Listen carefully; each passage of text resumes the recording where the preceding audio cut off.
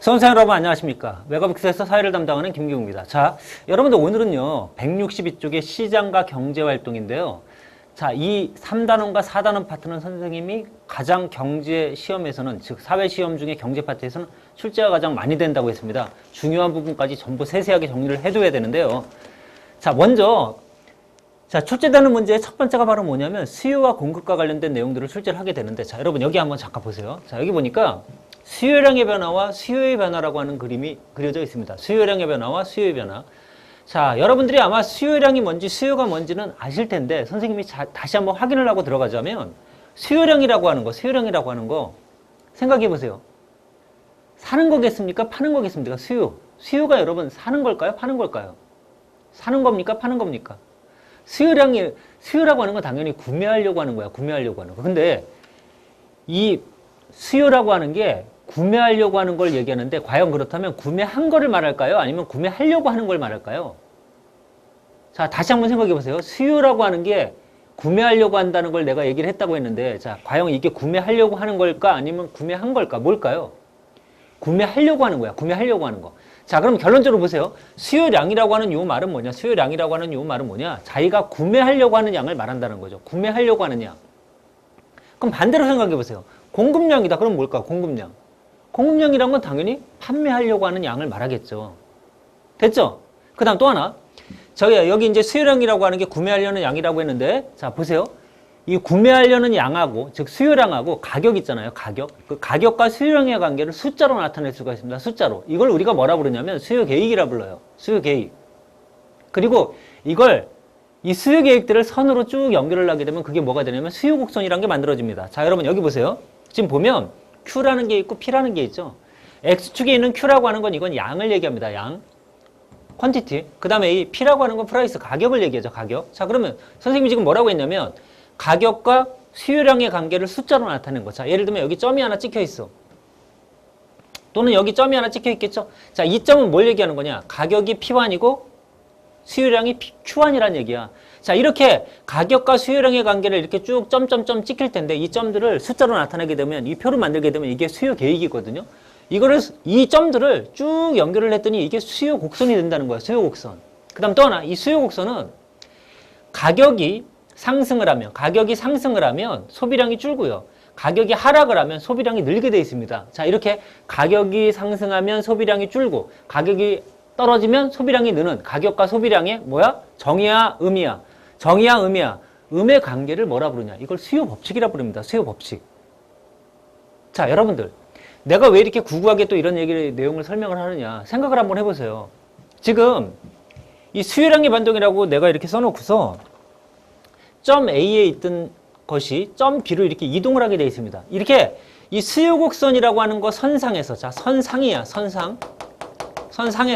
선상에서 이렇게 점들이 왔다 갔다 할 때 이걸 우리가 뭐라 부르냐? 이걸 수요량의 변동이라 부릅니다. 그러면 다시 한번 생각을 해봐. 수요량의 변동이란 건 변수가 뭐랍니까? 변수가 바로 이거야. 뭐? 가격. 가격이 변할 때 수요량이 어떻게 변하느냐? 됐습니까? 그럼 여러분, 가격이 올라갔다 내려갔다 했을 때는 무조건 어디냐? 이 수요 곡선이라고 하는 이 선 안에서 이동하게 돼 있다는 거지. 이걸 우리가 수요량의 변동이라고 부르겠다는 거야. 그런데 생각 한번 해보세요. 여러분들이 뭔가를 구매하려고 할 때 그 재화에, 내지는 그 서비스에, 재화나 서비스에 가격에만 영향을 받을까요? 다른 것에 영향을 또 받을 수 있을까요? 자, 여러분 생각해봐. 예를 들어 지금 여기에 분필각지가 하나 있는데, 이 분필을 가격이 만약에 올랐다고 해보세요. 그럼 사람들은 이거를 안 사려고 하겠죠. 근데 분필 가격이 떨어졌다 해보세요. 그럼 어떻습니까? 이거 사려고 하겠죠. 자, 다시 선생님의 강의를 수강하기 위해서 여러분들이 수강료를 내야 되는데, 자, 그럼 이때 경제의 객체는 뭐라고 하는 거냐면 바로 이게 서비스가 되겠죠. 서비스. 자, 선생님의 강의를 수강하려고 합니다. 근데 강의료가 만약에 상승이 됐다. 가격이 뛰었어. 그럼 어떡합니까? 소비량을 줄이겠죠. 가격이 떨어졌어. 그럼 소비량을 어떡할까요? 늘리겠죠. 여러분, 이게 합리적인 인간이라는 거야. 가격이 올라가면 소비량을 줄이고, 가격이 떨어지면 소비량을 늘리는 거야. 이게 합리적인 거야. 합리적. 이해 가셨죠? 근데 예를 들어 김기웅 선생님의 강의를 들었더니 공무원 시험에서 대박이 난 거야. 그러면 여러분 가격이 올라간다 하더라도 사람은 소비량을 어떨까요? 늘릴 수도 있겠죠. 선생님 말 이해가셨습니까? 즉 소비량이라고 하는 거, 이 수요량이라고 하는 것은 꼭 가격의 영향만을 받는다는 건 아니라는 거야. 다른 것의 영향도 받을 수가 있어요. 그런데 이 그림을 보자면요. 이 왼쪽 그림을 보자면 이거는 변수를 딱 하나만 준 겁니다. 뭐만? 가격만. 그럼 내가 얘기했던 다른 것들은 어떨까요? 다른 변수들은 뭐 유행이라든가 이런 것들 있잖아. 이런 변수들은 어떨까? 그런 거는 움직이지 않는다고 가정을 한 거야. 움직이지 않는다는 가정하에 가격이 변할 때 소비량이 어떻게 변하느냐. 이것만 가지고 나타냈다는 거죠. 이게 수요량의 변동이야. 아셨죠? 왜? 이 수요 곡선 자체가 가격과 수요량의 관계만을 가지고 나타낸 거기 때문에 이 선에서 이동을 할 때는 무조건 가격과 양의 변화 이것만 나타낸다는 거죠. 그러면 내가 금방 얘기했던 거, 자 보세요 한번 여러분들이 생각을 해보세요. 가격 말고 이자의 가격 말고 이런 거 한번 생각을 해보자. 여러분들의 소득이 왕창 올라간 거야. 예를 들어 로또 복권에 400억 원짜리 로또 복권에 당첨이 됐다고 생각을 해보세요. 그러면 여러분들 소득이 엄청 늘어났죠. 그러면 소비량을 늘려야 돼, 줄여야 돼? 늘릴 거 아니에요. 근데 이거는 가격이 아니잖아. 재화의 가격이 변한 게 아니죠. 그러니까 이때는 그냥 선상의 이동이 아니라 선 자체가 이동을 하게 된다는 겁니다. 선 자체가 이렇게 우측으로. 왜? 소득이 늘었으니까. 아니 로또 복권 400억에 당첨이 된 사람이 강의를 구매할 때 과거에 비해서 복권이 당첨되고 나서는 더 많은 양을 막 구매할 거 아니에요. 가격이 올라가든 내려가든 상관없이 일단 그럴 수 있잖아. 자, 소득 또는 자기의 뭐 재산이 늘어났다든가, 또는 아까 얘기했죠. 선생님의 강의가 대박이 터져서 다 들어 이렇게 막 유행이 생겼다든가, 또는 모두 있을 수 있을까요? 인구가 막 늘어난 거야. 인구가. 자, 대한민국의 인구가 5천만 정도 되다가 1억 명, 2억 명 막 이렇게 늘어났다고 해보세요. 그러면 어떻게 됩니까? 선생님의 강의를 수강하는 친구들이 엄청 늘어날 거 아니에요. 그쵸? 인구가 늘어났다든가. 또는 이런 거. 관련제. 자, 관련제의 가격. 관련제 내지는 연관제라고 하는데 이 관련제의 가격이 변한다고 생각을 해봐. 이 관련제라고 하는 거 안에 뭐하고 뭐가 들어가냐면 대체제라는 게 있고요. 대체제. 그 다음 보완제라고 하는 게 있거든요. 보완제. 자, 대체제와 보완제의 개념이 뭔지 선생님이 좀 이따 얘기해 줄 건데 뭐 이런 거예요. 예를 들면 대체제. 한 재화를 소비하는 것 대신에 다른 재화를 소비해도 효용에 별 차이가 없는 경우를 우리가 대체제라 부릅니다. 예를 들면 여러분들이 편의점을 갔는데 편의점에 음료수가 쫙 진열이 돼 있어. 그런데 사이다를 먹어. 근데 사이다 가격이 뜁니다. 그럼 사이다 대신 콜라를 먹어도 그렇게 효용의 차이는 없잖아요, 별로. 이렇게 사이다와 콜라의 관계, 이런 것들이 여러분 대체제의 관계야. 그럼 보완제는 뭐냐? 보완제는 따로따로 소비할 때보다 함께 소비할 때 효용이 더 커지는 재화를 보완제라 부릅니다. 예를 들어 선생님이 지금 저 앞에다가 일회용 커피를 하나 이렇게 갖다 놨는데요. 커피를 탈 때 보통 커피도 들어가고 설탕도 들어가고 프림도 들어가잖아요. 선생님은 아메리칸 스타일 뭐 이런 것들보다는 그냥 일반 다방 스타일을 되게 좋아하는데 달달한 거 막 이런 것들을 이제 자주 먹는데, 그러니까 일회용 티백으로 된 거 이런 것들을 자주 먹거든요. 그럼 여러분들이 한번 생각을 해봐. 커피를 내가 지금 먹었어. 그 다음 좀 이따 뜨거운 물을 마셨어. 그 다음 설탕을 먹었어. 그 다음 프림을 몇 개 먹었어. 그 다음에 막 뱃속에서 막 흔들어. 여러분 이거하고 이걸 다 한꺼번에 타가지고 마실 때하고 어떤 때가 더 효용이 크겠습니까? 한꺼번에 탔을 때가 훨씬 더 효용이 클 거 아니에요. 이런 재화를 여러분 보완제라 부르는 겁니다. 보완제. 그럼 이거는 이 관련제화인, 이 연관제화인 대체제나 보완제의 가격이 변한다고 생각을 해봅시다. 즉 내가 콜라를 사러 갔는데 사이다의 가격이 변하는 거야. 이해가십니까?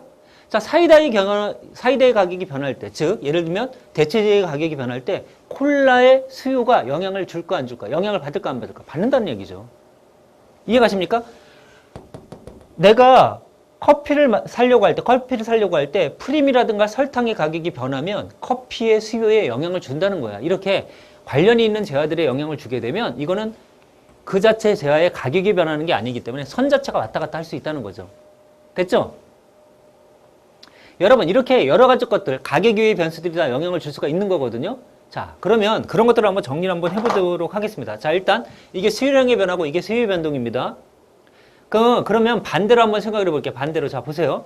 공급량의 변동과 공급량의 변화를 보자. 이것도 똑같습니다, 여러분. 자, 공급량의 변화. 여러분, 가격과 양이 있는데 이때 양은 공급량을 얘기하거든. 자, 그러면 아까 내가 얘기했잖아. 공급이라고 하는 건 뭔데? 판매하려고 하는 걸 얘기하는 거. 판매하려고 하는 거. 그리고 판매하려는 양이 공급량이 됩니다. 그러면 가격과 공급량의 관계를 한번 따져보자. 자, 합리적인 인간이라면 재화의 가격이 올라가면 공급량을 늘려야 돼, 줄여야 돼? 늘려야 되는 거죠. 가격이 올라가니까. 떨어지면 공급량을 줄여야 돼. 그래서 가격과 공급량은 무슨 관계냐? 역여관계입니다. 역여관계. 자, 다시 가격과 공급량은 무슨 관계야? 정해관계입니다. 정해관계. 이해 가셨죠? 가격과 수요량의 관계는 음의 관계인데 가격과 공급량은 가격이 올라갈수록 양을 늘리니까 정해관계죠. 정해관계. 자, 그런데 이 왼쪽 그림은 뭐에 영향을 받는 거냐? 가격만에 영향을 받는다는 거야. 그래서 여러분 어떻습니까? 가격과 공급량의 관계를 숫자로 나타내게 되면 이 숫자가 뭐가 되느냐? 공급 계획이 되고 이걸 연결하면 공급 곡선이 되는데 가격이 변할 때는 항상 이 선 안에서 왔다 갔다 할 수 있다는 거야. 선 자체에서. 선상에서. 그래서 이거를 우리가 선상의 변화. 선상. 그런데 공급도 당연히 여러분 그제와의 가격만이 아니라 다른 것에 영향을 받을 수 있다는 겁니다. 한번 생각을 해보세요. 공급. 자, 팔려고 하는 자야, 여러분들이. 팔려고 하는 자들은 과연 뭐에 영향을 받을까? 가격 말고. 이런 게 있겠죠. 예를 들어 내가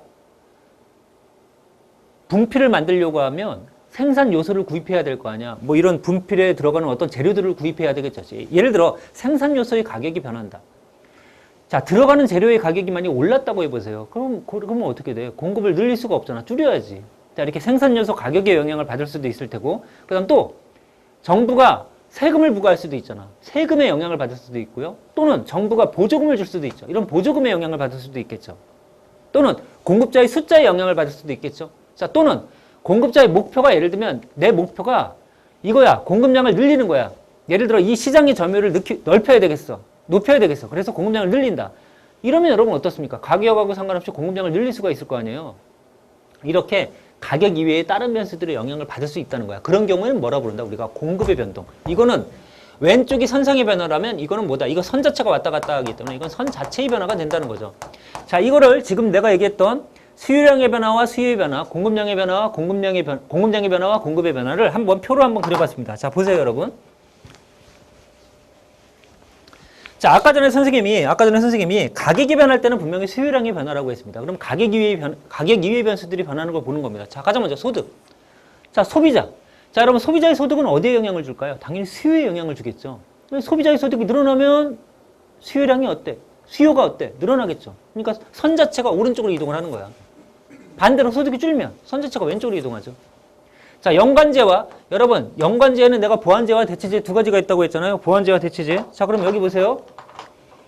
보완제라고 하는 제와 보완제. 예를 들어 여러분들이 커피를 마시려고 하는데 설탕의 가격이 만약에 뛰었다고 생각을 해보자. 설탕의 가격이 뛰면 커피를 사겠어, 안 사겠어?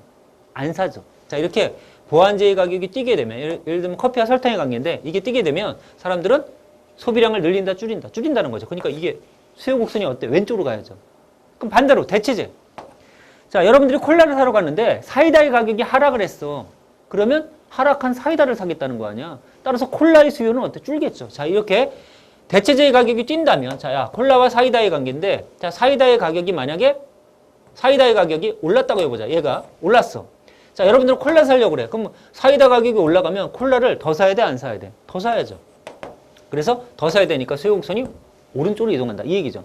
자, 여러분 이렇게 연관이 돼 있지 않은 제어를 독립제어라 불러. 독립제. 독립제는 여러분 이거하고 연관이 안 돼 있는 거야. 다른 제어 가격하고 상관이 없어. 안 변하겠죠. 자, 그다음 소비자의 기호. 아까도 얘기했지만 예를 들어 유행이 생겼다. 그럼 어떻게 돼? 오른쪽으로 이동하겠죠. 유행이 꺼졌다. 왼쪽으로 이동하죠. 자, 소비자의 예상. 자, 보세요, 여러분. 소비자가 이제 물건을 사려고 합니다. 물건을 사려고 하는데 가격이 올라갈 거로 예상이 되고 있어. 그러면 더 사야 돼, 안 사야 돼? 더 사야 돼, 안 사야 돼? 여러분 합리적인 인간들 생각해봐.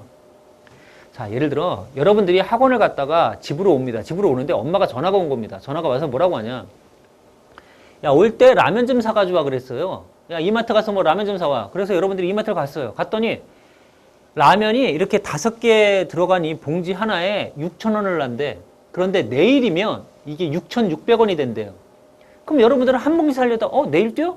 한 봉지 더 사야지. 이게 합리적인 인간이라는 거야. 그래서 여러분 이렇게 가격이 상승할 거라고 예상이 되면 수요를 늘립니다. 그래서 어때? 오른쪽으로 이동시키죠. 여러분 이건 가격이 변하는 게 아니죠. 예상이야, 예상. 자, 반대로 여러분, 가격이 하락이 예상된다면 어떻게 되겠습니까? 하락이 예상된다면 안 사지, 오늘. 줄이지. 자, 또 똑같습니다. 소비자의 소득이 늘어날 거라고 예상이 됐다. 그러면 어떻게? 소비량을 늘리겠다는 거예요. 이렇게 오른쪽으로 이동. 자, 이번엔 재산입니다. 소비자 재산 늘었다. 그럼 어때? 오른쪽으로 이동. 줄었다. 그럼 왼쪽으로 이동.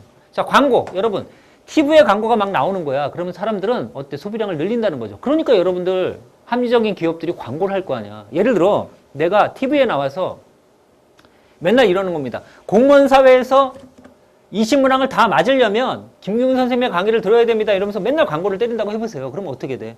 사람들은 그냥 사게 된다는 거죠. 사게 된다. 자, 그래서 광고를 하게 되면 어떻다? 수요 곡선이 오른쪽으로 이동한다. 자, 또 소비자의 숫자가 늘어나게 되면 어떻습니까? 수요가 늘어난다. 오른쪽으로 이동한다. 이 얘기입니다, 지금. 자, 여기 나열한 이런 것들은 외우는 게 아니에요. 너희들이 이해를 해봐. 여러분들이 이해를 해보면 아, 이런 것들은 가격 이외의 변수이기 때문에 이런 것들은 특히 수요 쪽에 영향을 주겠구나. 알 수 있지. 그럼 반대로 공급 쪽은 뭐가 있다고? 여러분, 공급 쪽은 반대로 이런 것들 기술 혁신이 일어난 겁니다. 기술 혁신. 기술 혁신이 일어나면 어떻습니까? 공급이 증가하겠죠. 자, 생산 요소 가격이 만약에 떨어졌다. 생산 요소 가격이 하락하면 어때? 여러분, 공급을 늘릴 수 있죠. 생산 요소 가격이 상승했다면 공급을 어때? 줄여야죠. 그러니까 생산 요소 가격이 상승을 하면 공급 곡선이 왼쪽으로 이동하는 거고, 그 다음에 생산 요소 가격이 하락을 하면 어때? 공급 곡선이 우측으로 이동하는 겁니다. 상승하면 왼쪽 이동이고요. 자, 조세. 정부가 기업에 대해서 조세를 부과했습니다. 조세를 부과하게 되면 생산비가 증가하기 때문에 공급 곡선은 왼쪽으로 이동하는 거예요. 근데 반대로 보조금을 지급했다면, 이렇게 보조금을 지급하면 생산비가 줄어드는 거기 때문에 공급 곡선은 우측으로 이동을 합니다. 이렇게. 공급자가 가격이 뛸 거라고 예상을 하고 있어요. 여러분, 자, 보세요. 라면을 지금 판매하는 기업이야. 판매하는 기업인데 오늘보다 내일이면 가격이 더 뛸 거야. 그럼 지금 판매해야 돼? 안 해야 돼? 안 해야죠. 내일 뛸 게 예상이 된다면. 자, 따라서 이렇게 가격이 상승할 거로 예상이 됐다 그러면 공급을 줄입니다. 왼쪽으로 이동하죠. 자, 공급자의 목표가 예를 들어 공급량을 늘리는 거야. 점유율을 높이는 거야. 그러면 어떻게 해요, 여러분? 이건 공급을 늘릴 수 있다는 거죠. 공급자의 숫자가 많아졌다 그러면 어때요, 여러분? 이것도 공급이 증가하게 되는 거죠. 이런 것들은 전부 다 뭐다, 여러분? 공급하려고 하는 재화의 가격이 아닌 다른 거의 변수들이다. 따라서 선상의 이동이 아닌 선자체 이동이 일어날 거다. 이겁니다. 됐죠? 자, 이거랑 관련된 문제들을 매년 출제를 하니까 한번 확인을 한번 해보겠습니다. 자, 여러분들 교재 172쪽에 1번하고요. 3번을 보도록 하겠습니다. 1번하고 3번. 자, 1번부터 한번 보죠. 자, 1번.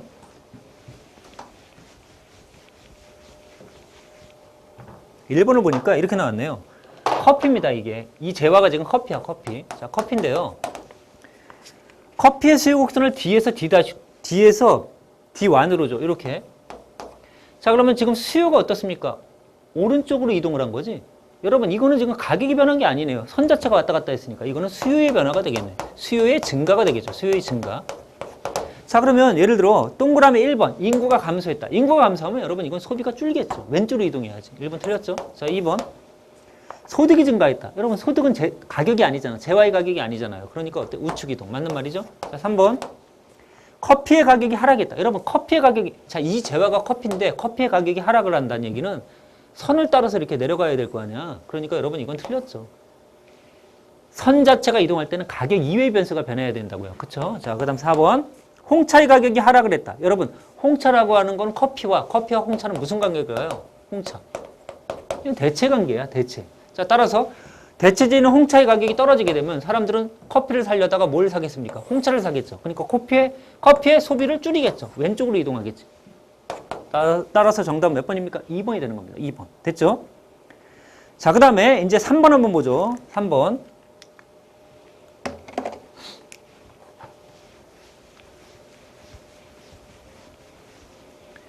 자, 3번은 지금 뭐냐면 여러분, 이건 딸기입니다. 딸기. 자, 딸기의 공급 곡선이에요. 딸기. 자, 딸기의 공급 곡선. 자, 우상향하고 있죠. 자, 여기가 양이고 여기가 가격입니다. 그런데 지금 어떻게 변하냐면 선 자체가 우측으로 이동했잖아. 즉 공급의 증가가 나타났네요. 공급의 증가. 자, 공급의 증가가 나타났습니다. 자, 그러면 볼까요? 1번 생산기술이 향상됐다. 여러분, 생산기술이 향상되면 생산비가 줄어들기 때문에 당연히 어떻습니까? 공급을 늘릴 수 있는 거죠. 자, 따라서 1번이 그냥 답이고요. 자, 그 다음에 2번. 생산요소 가격이 상승됐다. 여러분, 생산요소 가격이 상승되면 생산비가 증가하기 때문에 이거는 왼쪽으로 이동해야죠. 자, 틀렸고요. 자, 3번. 생산 농가에 부과되는 세율이 상승했다. 여러분, 세금이 붙었기 때문에 여러분 이건 어떻습니까? 이건 좌측으로 이동해야 돼. 이렇게 생산비가 증가한 거야. 자, 4번. 딸기 가격이 상승했다. 여러분 이 재화의 가격이 상승할 때는 선 자체가 왔다 갔다 하는 게 아니라 어떻게 선상에서 왔다 갔다 할 수 있다는 거죠. 따라서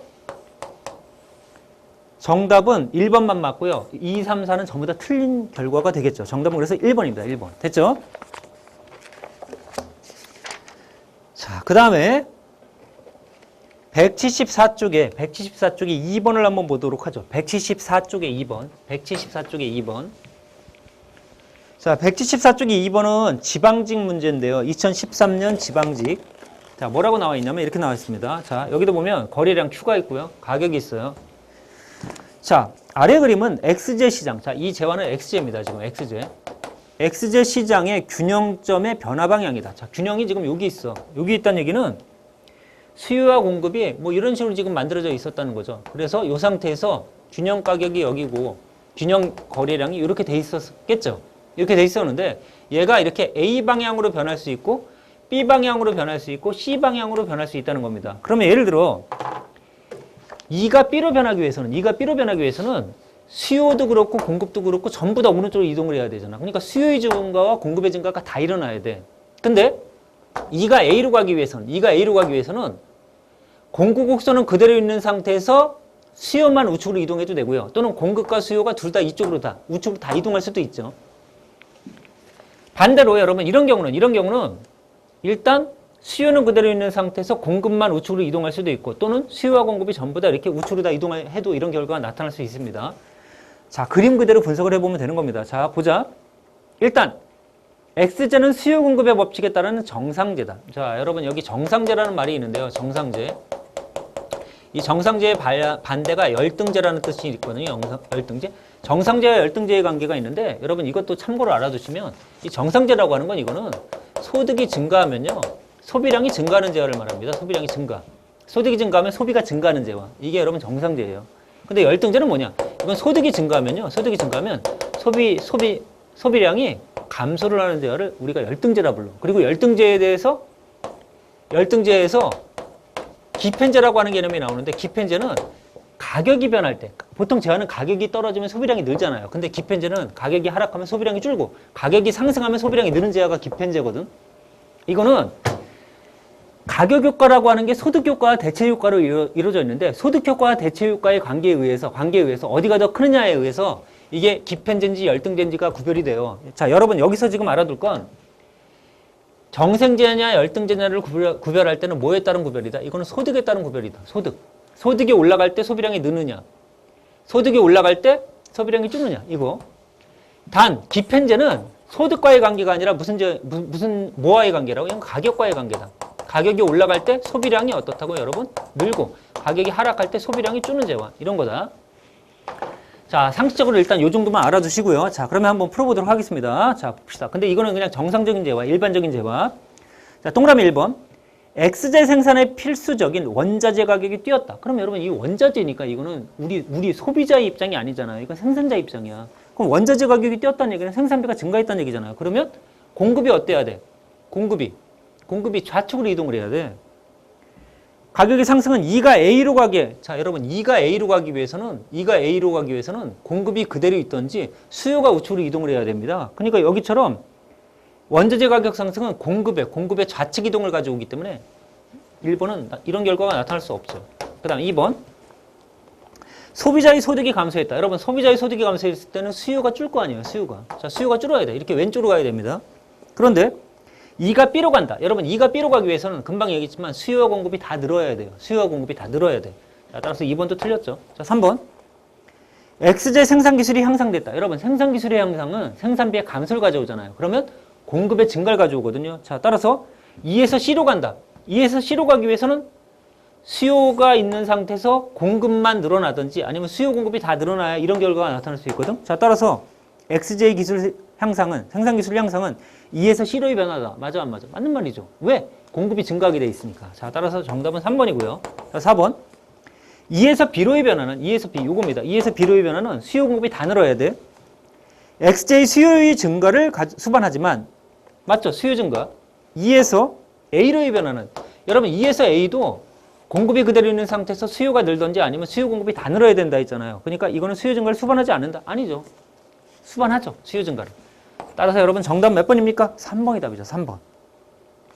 됐죠? 자, 그 다음에 이번에는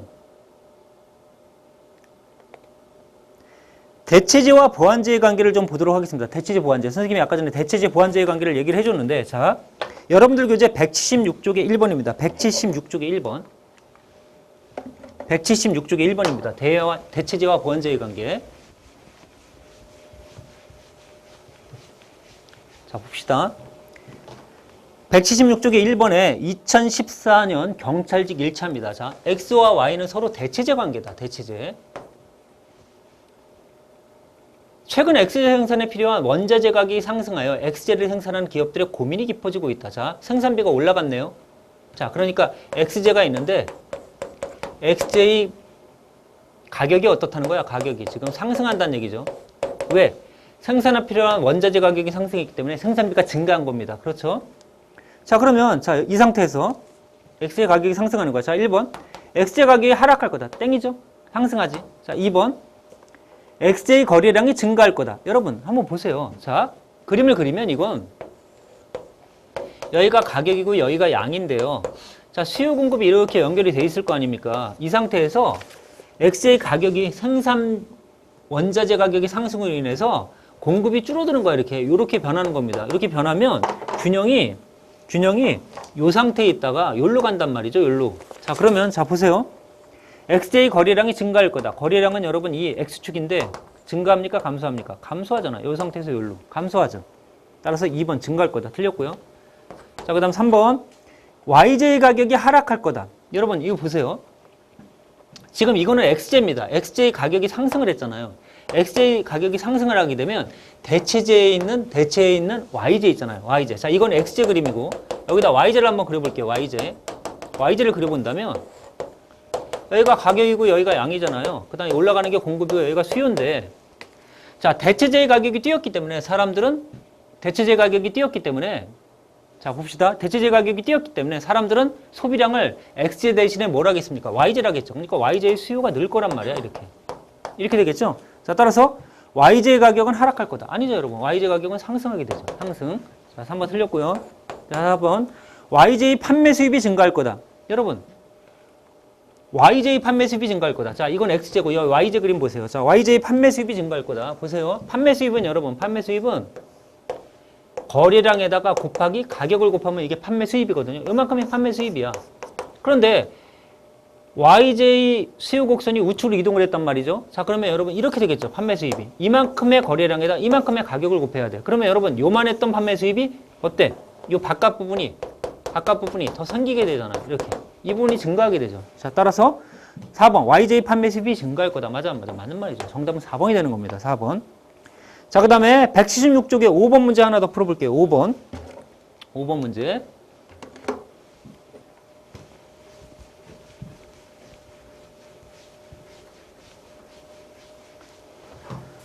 자, 이번에는 해양경찰 공무원 문제죠. 2013. 자, 그림은 XJ 가격이 뛰었다. 가격이 상승했습니다. 가격이 상승했을 때 연관제. 자, 여러분 연관이 되어 있는 제화입니다. 연관이 되어 있는 제화. 자, 연관제에 속하는 건 보완제와 대체제가 있다 했죠. 보완제와 대체제. 보완제와 대체제.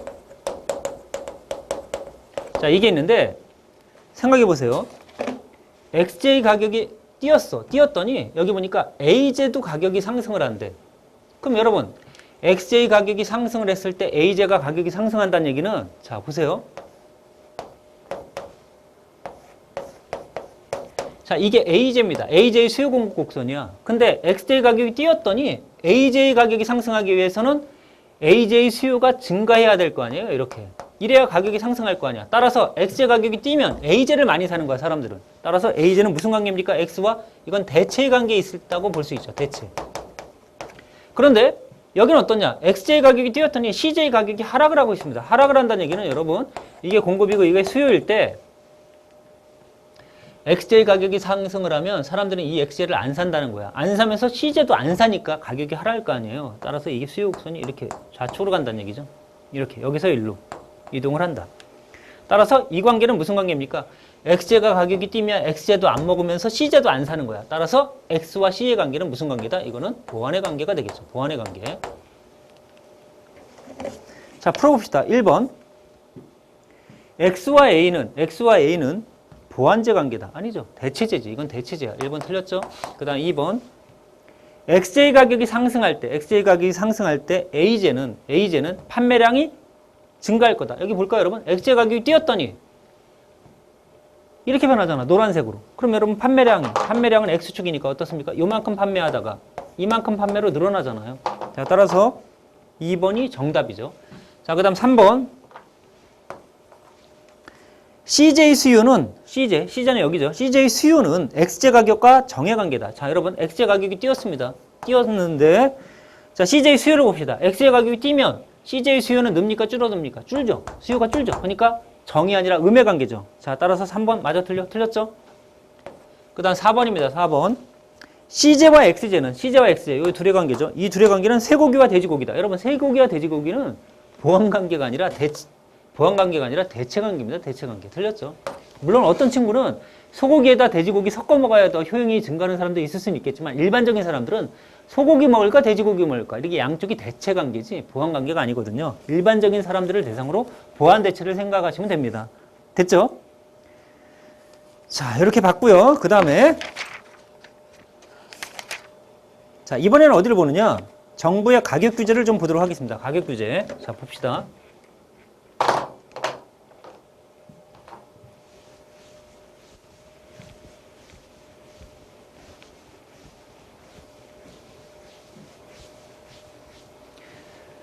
자, 여러분, 정부의 가격 규제를 보면 최고 가격제라는 게 있고요. 최고 가격제. 그 다음 최저 가격제라고 하는 게 있습니다. 최저 가격제. 라고 하는 게 있어요. 자, 근데 여러분, 여기서 학생들이 이 부분을 되게 좀 헷갈려 하는데, 이 최고가 붙고 여기 최저가 붙다 보니까, 가격이 되게 높은 거, 이렇게 생각을 할 수 있고, 가격이 낮은 거, 이렇게 생각을 할 수 있거든요. 근데 그 개념이 아니야. 자, 여러분, 여기 보세요. 지금 여기 그림이 있는데, X축에 거래량이 있고, Y축에 가격이 있습니다. 그런데, 지금 현재 상태에서 균형이 어디냐? 여기죠. 균형 가격은 P0고요. 균형 거래량은 Q0인 상태입니다. 맞죠? Q0와 P0. 이런 관계인데, 최고 가격이다 그러면, 이 제품은요, 이 재화는 가만히 시장에 놔둬도 현재 P0의 상태에서 Q0만큼은 거래가 되고 있는 상황이거든요. 그런데 국가가 나서서 최고 가격은 뭐냐? 균형 가격보다 더 낮은 금액으로 이거 이상은 받지 말라는 겁니다. 최고 받아봐야 이거 이상은 받지 마라. 따라서 여러분, 최고 가격은 무조건 균형보다 아래쪽에 설정되게 되어 있습니다. 아래쪽에. 이걸 만약에 P0에다 설정을 딱 해버렸다. 최고 가격을. 여기다 설정을 해버리면 이거는 의미가 없는 거예요. 왜? 그냥 놔둬도 거래량이 Q0, 가격이 P0인데 여기다 이만큼을 받아라? 이건 뭐 국가가 나서나 안 나서나 상관이 없는 거죠, 지금. 그러니까 최고 가격은 무조건 이 아래에다 설정하는 거야. 만약에 이 위에다 설정했다 해봐. 재화를 가격을 아무리 높게 받아도 이거보다는 받지 말라. 아니, 균형이 이 상태에 있는데 이거보다 높게 받지 말라는 얘기는 의미가 없는 상태잖아요. 자, 따라서 최고 가격은 항상 균형보다 아래쪽에 설정되게 되어 있습니다. 그러면 여러분 생각해봐. 우리가 경제를 어려워하는 친구들이 그냥 이거 보고서 막 암기하려고 이러면 굉장히 어려워요. 근데 경제는 그냥 주어진 대로 잘 분석을 해나가면 어려울 게 없습니다. 주어진 대로 분석을 해보세요. 자, 보세요. 지금 이게 공급입니다. 이게 수요예요. 공급이고 수요.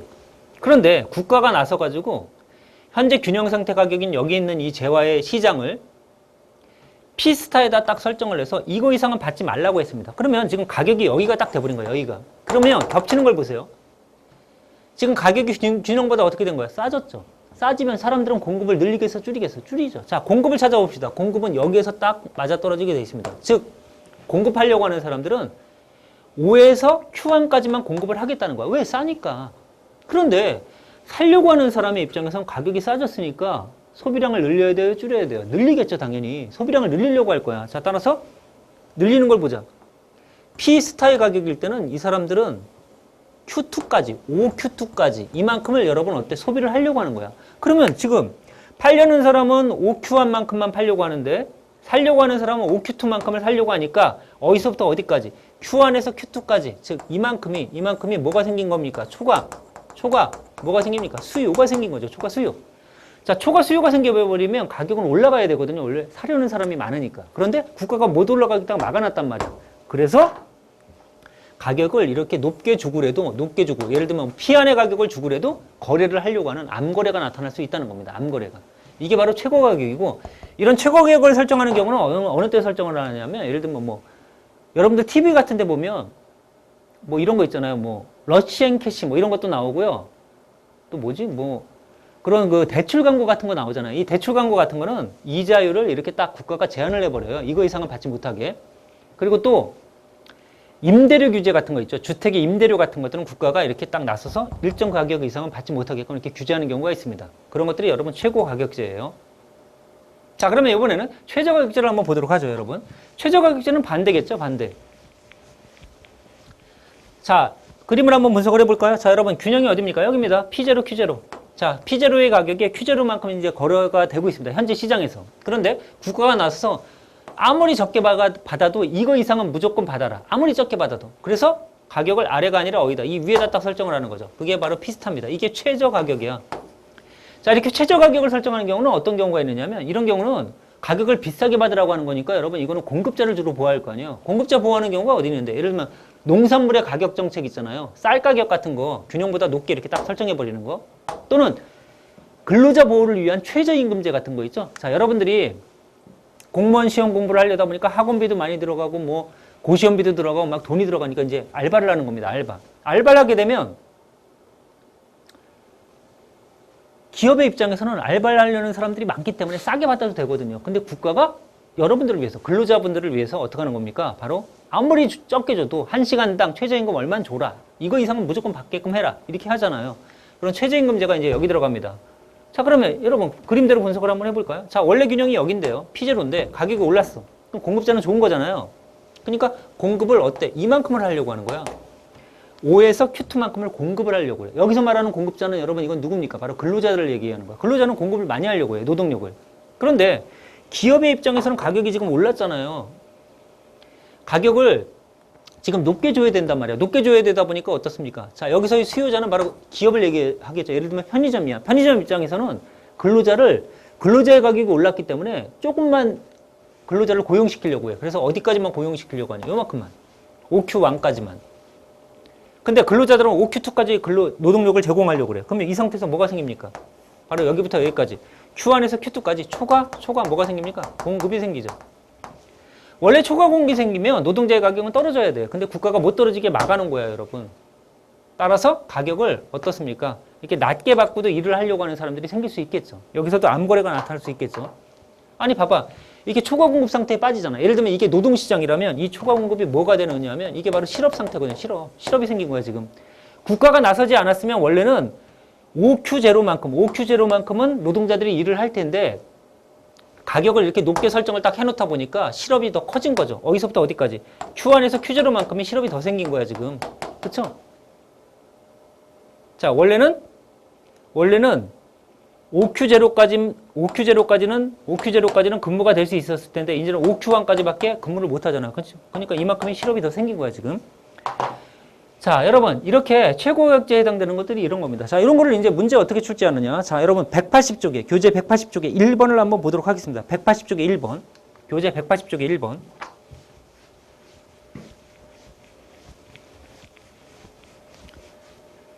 자, 그림이 나왔죠? 180쪽에 1번. 그림을 보니까 여러분 현재 상태에서의 균형은 원래 균형은 여기가 수요죠. 이게 지금 공급입니다. 원래 균형은 여기입니다. 여기. 즉 가격이 얼마일 때 60만 원일 때 수량이 몇 개입니까? 8만 개가 지금 팔리고 있죠. 이런 균형 상태야. 근데 규제 가격을 균형보다 높은 데 설정을 했죠. 이건 뭡니까? 최저 가격이죠. 최저 가격을 설정을 해놓은 겁니다. 그러면 지금 가격이 높아졌어요. 자, 높아지다 보니까 공급자는 좋겠죠. 자, 따라서 공급은 얼만큼을 하려고 하느냐. 이 80만 원의 가격일 때는 이만큼의 공급을 하려고 합니다. 근데 소비자 입장에서는 어때? 이거는 지금 비싸진 겁니다. 그래서 얼만큼만 소비하려고 그래? 요만큼만 소비하려고 그래. 0에서부터 4까지만. 자, 공급을 하려는 사람은 12만 개를 공급하려고 하고 살려는 사람은 4만 개만 살려고 합니다. 그러면 여러분 어디서부터 어디까지? 4만에서 12만까지 요 사이 총 몇 개입니까 이게? 8만 개죠.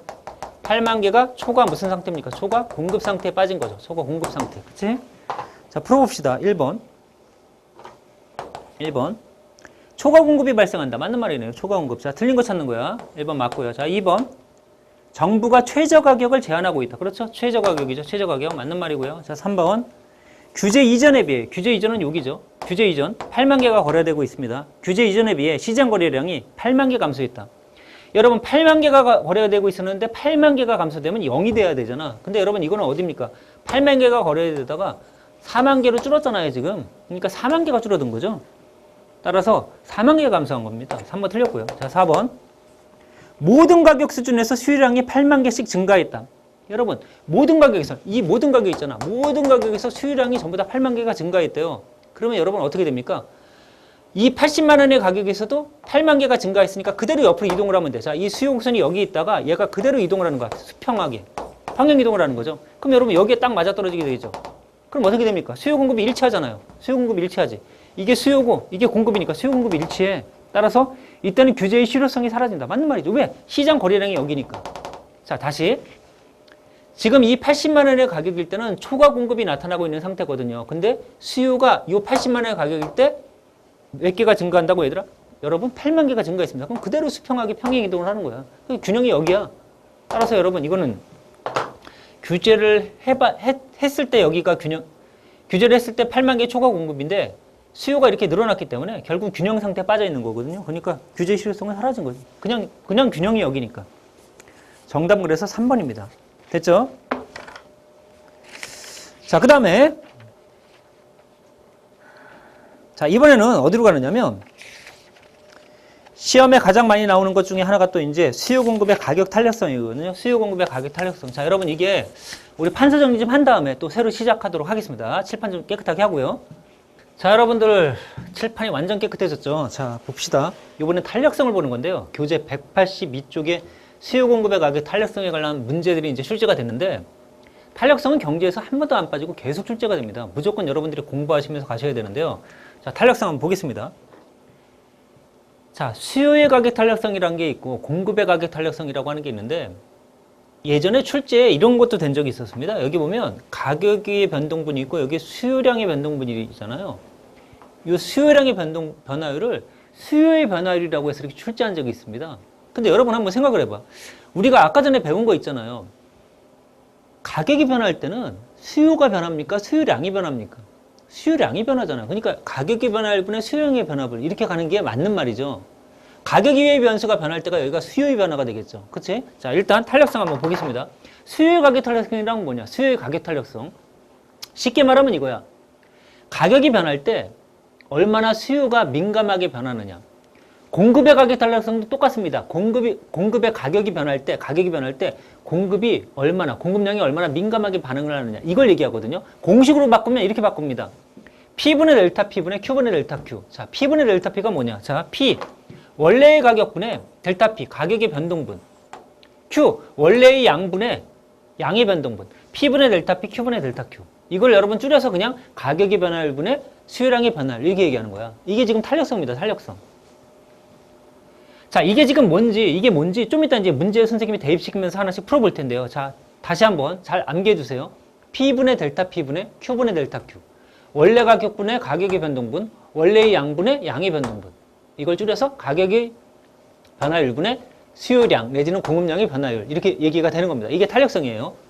자, 그리고 자, 또 하나 중요한 게 이 탄력성의 공식도 아셔야 되지만 또 하나 중요한 게 이건데요. 자, 예를 들어서 이게 보세요.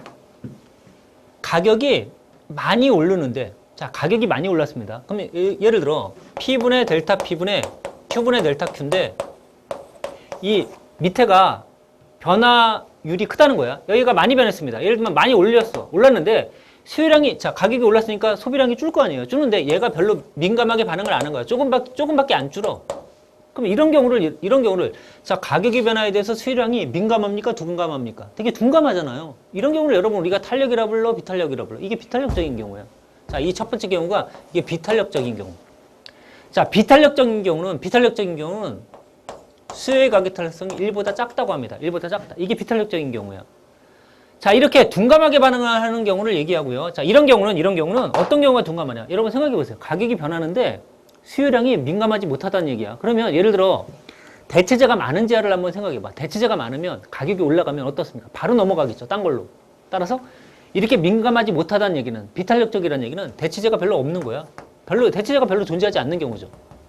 또 하나, 이렇게 민감하지 않은 경우는 여러분 소득에서 이 재화에 대한 지출의 비중이 차지하는 비중이 작을 때입니다. 작을 때. 자, 예를 들어 이거 보세요. 예를 들어 선생님이 아까 전에 이런 예를 들었잖아. 여러분들이 수업을 끝나고 집으로 오고 있는데 어머님이 전화가 온 거야. 엄마가 전화 와서 야, 가서 라면 좀 하나 사와. 자, 이마트에 가서 라면을 사려고 했더니 라면 한 봉지에 6,000원입니다. 6,000원. 근데 10%의 가격이 뛰어서 6,600원이래요. 그럼 어떻게? 막 갑자기 막 엄마한테 전화를 해서 엄마, 가격이 지금 10%나 뛰었어. 그러면 엄마가 갑자기 아버지, 뭐 할아버지, 친지들 다 불러갖고 막 회의를 하는 거야. 아니, 라면의 가격이 10%나 뛰었는데 이걸 사야 돼 말아야 돼. 이럽니까? 아니잖아. 그냥 갔다가 6,000원, 6,600원? 그냥 못 모르고 사죠. 그렇잖아요. 그런데 그래요, 안 그래요? 뭐 거기서 고민에 빠져? 그렇지 않잖아요. 근데 만약에 예를 들어 여러분들이 수업을 끝나고 지금 집으로 오고 있는데 어머님이 전화가 온 거야. 엄마가 전화 와서 뭐라고 하냐. 야, 아버지 차 바꿀 때 됐으니까 너 현대자동차나 뭐 이런 데 가가지고 차 좀 하나 바꿔와. 에쿠스 한 대 사와. 한 6천만 원 할 거야. 하나 사와. 이랬어요. 그래서 여러분들이 에쿠스 매장을 갔습니다. 가가지고 차 하나 주세요. 그랬더니 거기서 하는 말이 손님 이번에 이게 가격이 10%가 뛰었습니다. 그럼 여러분 거기서 그냥 10% 뛰었어요. 그럼 그냥 6,600 주세요. 이러고 삽니까? 아니죠. 집에 전화하지. 엄마 6천만 원짜리가 6,600이 됐대. 그럼 어떻게 해? 엄마는 전화 받자마자 아빠한테 전화하죠. 여보 차가 지금 600만 원이 올랐대. 그럼 아버지하고 엄마하고 다 모여서 어떻습니까? 이걸 사야 되나 말아야 되느냐. 물론 일반적인 사람들이 그렇다는 거야. 자기가 재산이 엄청 많은 사람은 그런 고민 별로 안 하겠지만 여러분 일반적인 사람은 고민을 한다는 얘기죠. 그래서 여기 써 있는 것처럼 이 재화에 대한 지출이 소득에서 차지하는 비중이 작으면요 비탄력적이에요. 그러니까 민감하지 않다는 얘기입니다. 즉 라면 같은 거 살 때는 별로 민감하지 않아요. 근데 자동차의 가격이 뛰거나 이럴 때는 어떻습니까? 굉장히 민감하게 반응한다는 얘기죠. 그래서 이렇게 대체재가 별로 없는 거나 또는 소득에서 그 지출 비중이 차지하는 비중이 되게 작은 경우, 그 다음에 필수품 같은 거 이런 거는 가격이 올라가도 그냥 무조건 사야 된다는 얘기죠. 이건 비탄력적인 재화들이 이래. 자, 그런데 여러분 여기서 잘 보세요. 비탄력적인 재화에서는 자, 판매 수입, 기업의 판매 수입을 올리기 위해서는 비탄력적인 재화에서는 소비자 자체가 민감하지 않기 때문에 기업이 판매 수입을 올리기 위해서는 어떻게 하면 된다? 가격을 올려버리면 됩니다. 가격을 상승하면 공급자의 판매 수입은 이렇게 증가하게 돼 있어요. 비탄력적이기 때문에 누가? 소비자가. 자, 그럼 이번에 다른 경우 한번 보자. 자, 여러분 이런 경우 한번 봅시다. 자, 이거는 뭐냐? 이거는 여러분 가격의 변동률과 수요량의 변동률이 일치하는 겁니다. 즉 무슨 얘기냐? 분모와 분자가 일치해. 그럼 이 값은 얼마가 나올까요? 1이 나올 거 아니에요. 1. 이런 경우를 여러분 단위탄력적이라 불러요. 단위탄력적. 즉 예를 들어 가격이 10%만큼 뛰면 소비량이 10%만큼 똑같이 주는 거야. 이런 경우. 자, 근데 이런 거는 현실에 거의 존재하기 어렵습니다. 현실에 존재하기 어렵고요. 이런 경우는 여러분 이렇게 단위탄력적인 경우에는 재화의 가격을 올리든 내리든 간에 기업이 판매자가 재화의 가격을 올리든 내리든 간에 판매 수입은 그냥 일정합니다. 변함이 없어요. 일정해요. 자, 그 다음 세 번째 경우. 자, 여러분 이번에는 뭐냐? 가격을 조금만 내려도 수요량이 급격하게 증가하는 거. 즉 결국 어떻다? 민감하게 반응한다. 이거는 여러분 탄력적인 경우죠. 자, 그래서 수요의 가격 탄력성이 1보다 어떻습니까? 큰 경우야. 이건 탄력이야. 탄력. 자, 이렇게 탄력적일 때는 되게 민감하죠. 그러니까 가격을 좀만 올려도 소비량이 팍 줄어드는 거야. 민감하지. 이럴 때는 기업의 판매 수입을 증가시키기 위해서는 민감하니까 가격을 어때야 돼? 올리면 안 되죠. 내려야 됩니다. 그래서 가격을 하락해야 판매 수입이 증가합니다. 판매 수입이. 그럼 이렇게 민감한 경우가 뭐가 있냐? 아까가 필수품이었잖아. 이번엔 어떻습니까? 사치품이 그렇겠죠. 그 다음 아까가 어떻습니까? 소득에서 그 차지하는 비중이 작을 때는 어떻습니까? 둔감했잖아. 근데 이번엔 클 때지. 비중이 클 때. 이때는 어떻습니까? 민감하게 반응하죠. 됐죠? 자, 또 아까 전에는 대체재가 어떻습니까? 작을 때는 둔감하다고 했는데 이번엔 대체재가 되게 많겠지. 대체재가 많으면 민감하게 반응하겠죠. 그 다음에 수요의 가격 탄력성이 아예 비탄력적인 경우도 있고요. 아주 어떻습니까? 완전 탄력적인 경우도 있거든요. 그걸 그림으로 그려보면 이렇게 그림이 그려져요. 자, 예를 들어 여기가 가격이고 여기가 양인데요. 수요의 가격 탄력성인 경우에 여러분 이게 완전 이렇게 서 있다. 수요 곡선이. 이러면 여러분 이건 탄력성이 제로야. 제로. 이게 완전 눕혀 있다. 그러면 이거는 수요의 가격 탄력성이 무한대입니다. 무한대. 그런데 만약에 수요 곡선은 우하향하니까요. 정확히 0과 무한대 사이 가운데를 딱 지나간다. 이러면 탄력성이 여러분 이거는 탄력성이 1입니다. 1. 근데 얘보다 이렇게 서 있어. 더 서 있어. 서 있다. 이러면 여러분 탄력성이 1보다 작은 비탄력적인 경우야. 근데 얘보다 이 파란색보다 더 눕혀 있어. 눕혀져 있으면 어떻습니까? 이건 수요의 가격 탄력성이 1보다 큰 탄력적이야. 즉 서 있으면 완전 비탄력, 누워 있으면 완전 탄력, 정확히 가운데면 단위 탄력. 1과 0 사이에 이렇게 서 있으면 어떻습니까? 이거는 비탄력적. 그리고 1과 무한대 사이에 이렇게 눕혀져 있으면 뭐야? 이건 탄력적이 되는 거죠. 이렇게 되어 있습니다. 그림이. 자, 이게 수요의 가격 탄력성인 경우입니다. 자, 그 다음에 여기다 묶어서 하나만 더 보겠습니다. 여기다 묶어서 이렇게 여러분 수요 곡선이 완전 비탄력적인 경우 한번 생각해 보세요. 완전 비탄력이다. 자, 수요 곡선이 만약에 완전 비탄력이라면 수요 곡선이 이렇게 서 있는 겁니다. 그럼 공급은 이렇게 되어 있겠죠. 자, 여러분 이런 경우는 소비자는 완전히 둔감한 거야. 완전히 둔감해. 가격이 올라가든 내려가든 움직이지 않는 거죠. 그러면 이런 경우에는 자 보세요. 이런 경우는 공급을 가격을 만약에 10% 올렸다고 생각해 보세요. 가격을 10% 올리게 되면 자 원래 판매자는 이만큼의 판매 수입을 가질 수가 있었잖아요.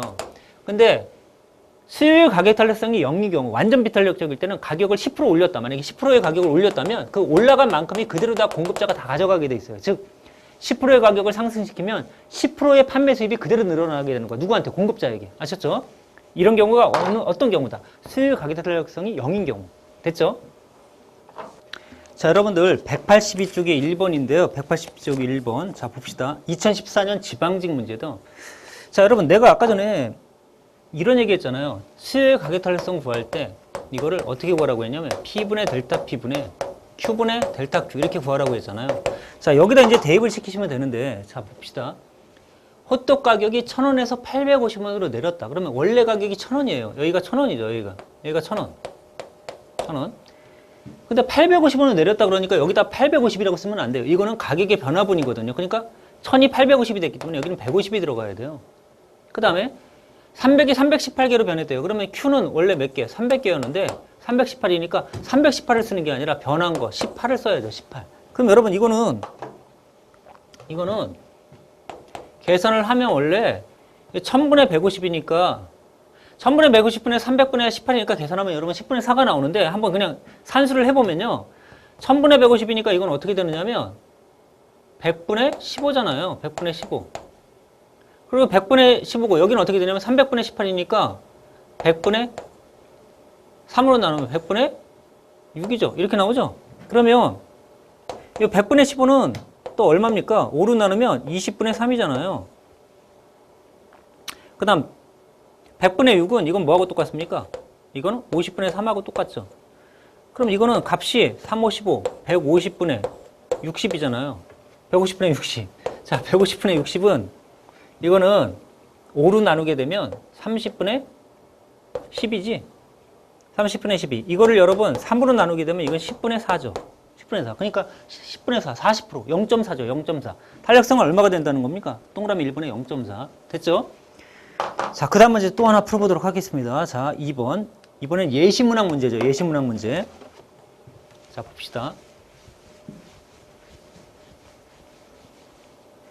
자, 여기 보니까 뭐라고 나와 있냐면 다음 편은 A, B, C의 가격이 각각 10% 인상됐을 때. 자, 가격이 10% 인상된 겁니다. 가격이 10% 인상.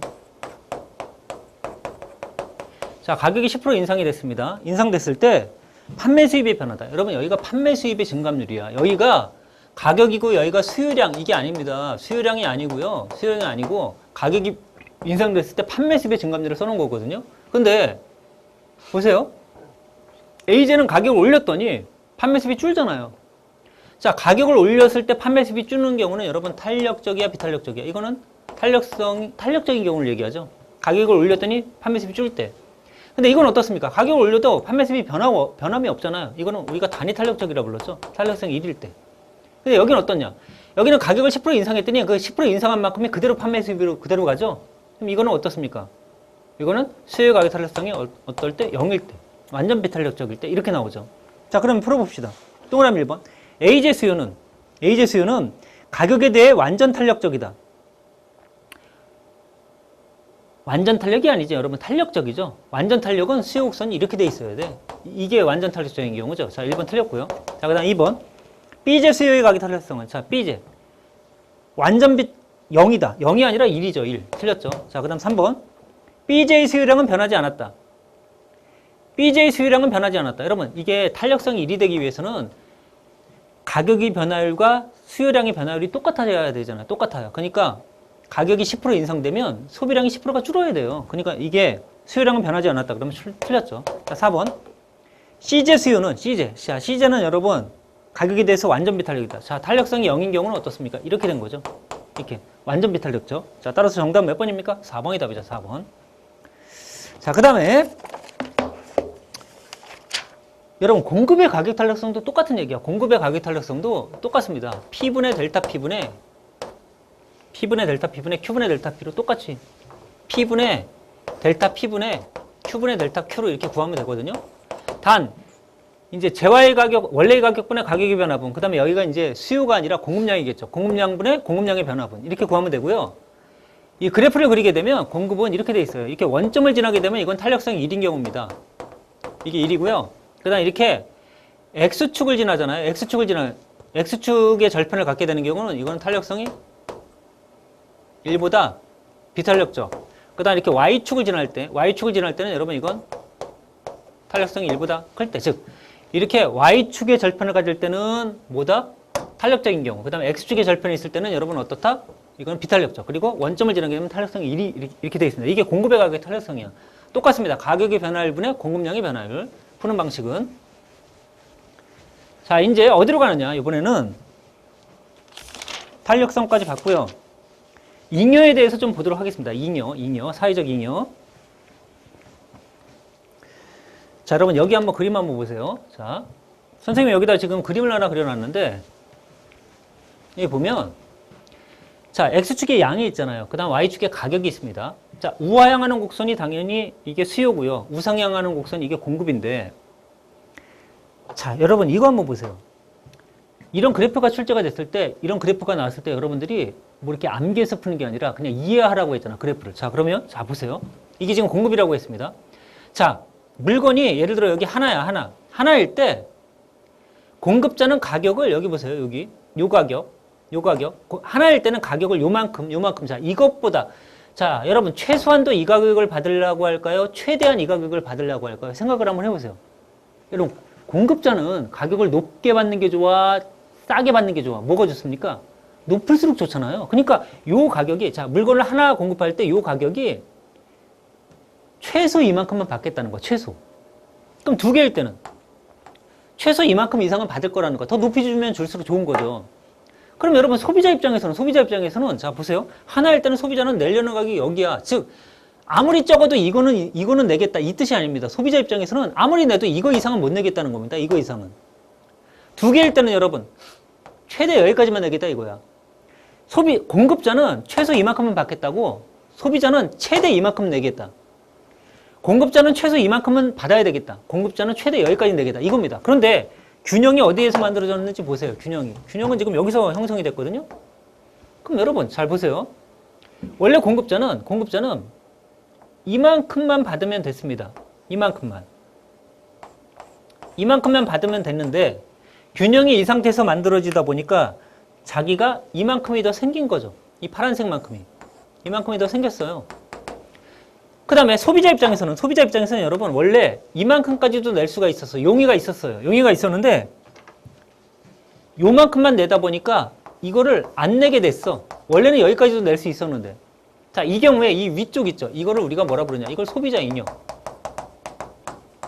소비자가 실제로 낼 수 있었던 거, 실제로 낼 수 있었던 건 여기까지였는데 실제로 낸 거는 여러분 요만큼밖에 안 되니까 이거는 소비자 잉여가 되는 거고, 요 파란색은 뭡니까? 공급자는 여기만 받아도 되는데 이거를 받았잖아요. 그러니까 요 부분은 이건 뭐가 돼? 공급자 잉여가 되는 거죠. 공급자 잉여. 그리고 이 소비자 잉여와 공급자 잉여를 합치면 이게 바로 사회적 잉여가 되는 겁니다. 사회적인 잉여.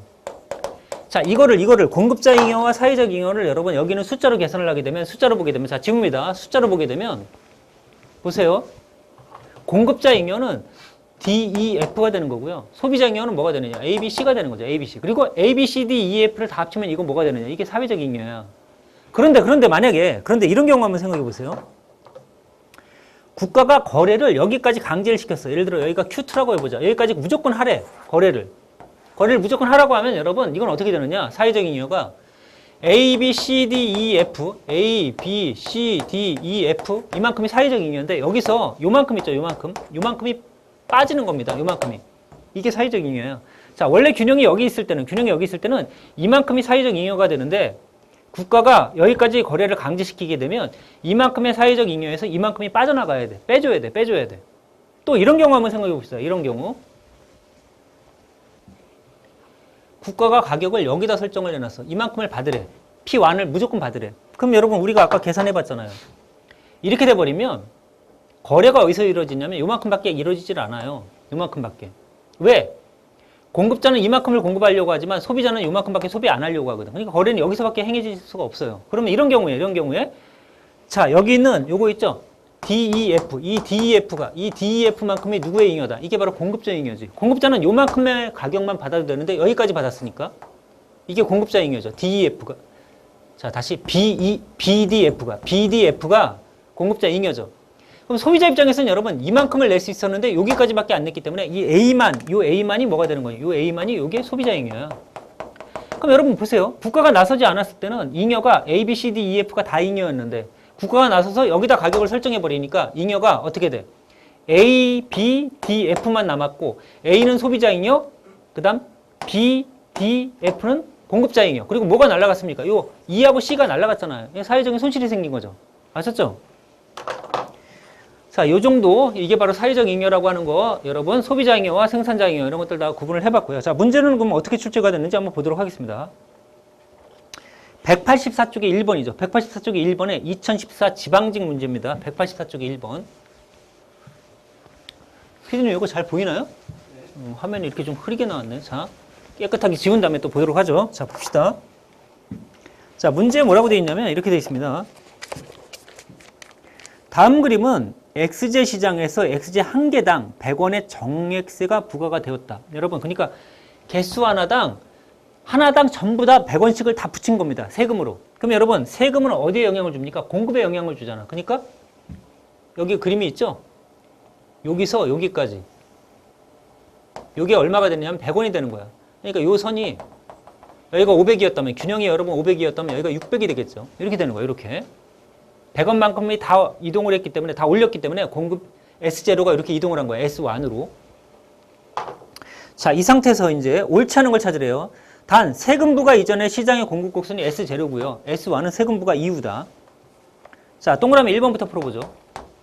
정부의 조세 수입은 B 플러스 D다. 여러분, 정부의 조세 수입은 자, 원래 여기가 균형이 이렇게 있다면요. 균형이 여기 있다면 우리 봤잖아요. 이만큼이 공급자가 최소 받으려고 하는 금액인데 이만큼을 받았기 때문에 DEF는 원래 이만큼은 이 삼각형만큼은 공급자의 잉여가 되고 원래 ABC만큼은 균형 상태에 있다면 이건 소비자 잉여가 됐어야 돼요. 그런데 세금을 부과했잖아요. 세금을 부과하면 이제 거래가 어디서 이루어지냐면 요만큼이 이루어지게 되는 거예요. 요만큼이 이루어지는데 자, 이 상태에서 거래가 여기까지밖에 이루어지지 않거든요. 그럼 이 상태에서 요만큼 있지 B. 요 B는 누가 부담을 하는 거냐? 이거는 소비자가 부담을 하는 거죠. 소비자 잉여에서 날아가는 거죠. 소비자가 부담. 그 다음에 요 D만큼은 뭡니까? 이건 생산자 부담이죠. 자, 여기 써 있는 정부의 조세 수입은 여러분 거래량에다가 곱하기 세금을 곱하면 된단 말이야. 단위당의 세금을. 그런데 거래가 5Q1까지 됐으니까 이만큼이야. 이만큼에다가 세금이 얼마? 100원이 붙었잖아요. 460에서 560까지. 그리고 이 아래쪽에 있는 D 부분이 공급자 부담. 그 다음에 B 부분이 바로 뭐야? 소비자 부담. 그리고 E하고 C는 어떻게 됐습니까? 이거는 후생해서 날아가 버린 거죠. 후생해서. 왜? 거래가 여기까지밖에 일어나질 않으니까. 그리고 A는 뭐가 되는 겁니까? A는 소비자는 요만큼일 때는 여기까지 낼 수 있었잖아. 그러니까 A는 이게 소비자의 잉여가 되고요. 그 다음 F는 뭐가 됩니까? 이건 공급자의 잉여가 되겠죠. 자, 따라서 1번. 정부의 조세 수입은 B 더하기 D다. 맞는 말. 1번 맞고요. 그 다음 2번. 소비자 잉여는 감소했다. 소비자 잉여는 여러분 A와 B와 C였는데 C는 날아가고 B는 세금으로 나가고 그 다음 A는 뭐야? 요것만 남았죠. 그러니까 A로 줄어들었죠. 감소했어. 그 다음 생산자 잉여는 변함이 없다. 아니죠. 생산자도 어떻습니까? DEF가 생산자 잉여였는데 E는 날아가고 D는 세금으로 가고 F만 남았죠. 자, 둘 다 줄었네요. 2번 틀렸지? 자, 3번. 사회 전체적으로는 C 플러스 이만큼의 후생 손실이 생겼다. 그렇죠. 이만큼이 날라갔으니까 손실이죠. 맞는 말이고요. 4번. 생산자가 소비자보다 궁극적으로 세금을 더 적게 부담한다. 여러분, 자, 보세요. 지금 거래량은 똑같습니다. OQ1이야. 근데 생산자는 460에서 500까지니까 얼마를 부담합니까? 40원만큼을. 40원 곱하기 0에서 Q1까지만큼을 부담을 하죠. 그러나 소비자 입장에서는 얼마까지? 500에서 560이니까 60원에다가 5에서 Q1까지만큼. 여러분, 이만큼의 세금을 부담합니다. 그러니까 누가 세금을 적게 부담합니까? 누가? 공급자가 적게 부담하게 되겠죠. 자, 따라서 생산자가 소비자보다 궁극적으로 세금을 더 적게 부담한다. 맞는 말이지. 정답은 2번이 틀렸습니다. 이게 잉여 문제였고요. 자, 그 다음에 이제 시장의 의미와 기능, 다양한 시장의 형태를 봐야 되는데, 자, 여러분 이거 한번 보세요. 시장을 이거는 뭐에 따라서 구별한 거냐면, 여러분 경쟁의 형태에 따라 분류한 겁니다. 경쟁의 형태에 따라. 경쟁의 형태에 따라 분류하게 되면 이렇게 시장이 독점 시장, 그 다음에 과점 시장, 그 다음 독점적 경쟁, 그 다음 완전 경쟁 시장. 이것이 쭉 나타나게 되는데, 이 중에 이 완전 경쟁 시장이 가장 이상적인 시장이며 현실에 존재하지 않는 겁니다. 그리고 이 독점적 경쟁이라고 하는 건 여러분 독점은 여기서 따온 말이죠. 독점. 그 다음 경쟁은 여기서 따온 말이죠. 이렇게. 즉 독점의 성질과 경쟁의 성질을 같이 갖는 걸 여러분 이걸 독점적 경쟁 시장이라 불러요. 그리고 또 이렇게 끝에 경쟁자가 붙을 때는요. 경쟁자가 붙을 때는 타 기업의 진입을 막을 수가 없어. 경쟁자가 붙을 때는. 이렇게 경쟁을 붙으면 여기 보세요. 시장의 진입이 전부 다 가능하잖아요. 근데 경쟁이 붙어 있지 않으면 시장의 진입이 힘듭니다. 이렇게. 됐죠?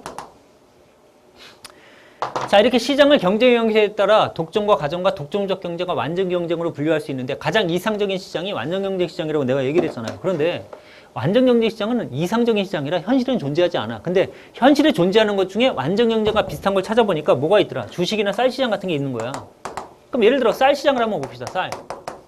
여러분 완전 경쟁 시장이 되기 위해서는 공급자가 다수여야 돼. 그럼 쌀은 어떨까요, 여러분? 공급하는 사람 다수잖아. 농부들 많잖아요. 다수. 그 다음에 상품의 질이 똑같아야 돼. 동질. 근데 여기서 좀 안 맞죠? 쌀은 상품이 다 똑같습니까? 다르잖아요. 어? 무슨 뭐 이천쌀, 그 다음에 뭐 저쪽에 의정부 미, 또 경상도 쌀, 전라도 쌀, 뭐 삼양검에서 나오는 쌀 이런 것들 다 다르잖아요. 근데 쌀도 똑같다고, 상품의 질이 다 똑같다고 가정을 하자는 거야. 그렇진 않지만. 자, 완전 경쟁이 되려면 공급자가 다수, 그 다음 상품의 질은 똑같다. 쌀 똑같다고 가정을 하자. 그 다음 진입은 가능합니다. 경쟁자가 붙으면 항상 진입이 가능해. 그 다음 개별 기업은 여러분 가격이 통제력이 없습니다. 즉 무슨 얘기냐. 시장에서 주어진 가격을 다 받아들여야 돼. 그러니까 예를 들어 시장에서 100원이란 가격이 주어졌다면 기업들은 전부 다 100원을 다 받아들이는 거야. 아셨죠? 자, 그 다음 또 하나. 대표적인 게 이제 쌀 시장이 있습니다. 그럼 이제 독점부터 한번 보도록 할게요. 독점은 여러분 공급자가 혼자겠죠. 그러니까 독점이지. 야, 혼자니까 똑같죠. 동질이야, 동질. 시장의 그 품질이, 상품의 질이 똑같습니다. 독점이니까 어렵죠. 진입이. 그리고 여러분 이거 알아두세요. 가격을 독점은 자기가 설정을 합니다. 그래서 프라이스 메이커라고 불러요. 이런 완전 경쟁 같은 경우는 여러분 프라이스 테이커야. 가격을 그냥 수용하거든요. 시장에서 주어진 가격을 수용을 해요.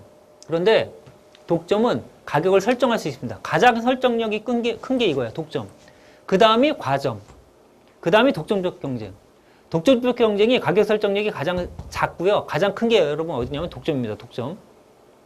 그 다음에 사례, 전력이라든가 철도 이런 것들. 우리나라 철도청 이런 거 있죠. 이런 건 독점이다. 그 다음 과점은 여러분 공급자가 소수죠. 소수가 시장의 대부분을 지배하고 있는 상태를 얘기하는데 상품이 이렇게 같을 수도 있고 다를 수도 있어요. 이 같은 경우는 예를 들면 과거에 밀가루라든가 설탕 이런 게 우리나라 과점 시장이었거든요. 밀가루나 설탕 이런 건 동질이고 뭐 자동차라든가 이런 것들도 우리나라 과점 시장인데 이런 것들은 이질적이라 이렇게 보죠. 그 다음에 개별 기업의 가격 통제력은 되게 강합니다. 여기 이동통신이라든가 정유소. 여러분 주유소를 얘기하는 게 아니라 정유소. 그러니까 예를 들면 SK, 그 다음 뭐 현대오일뱅크 이런 거 있죠. 이런 정유소. 주유소를 얘기하는 게 아니고요.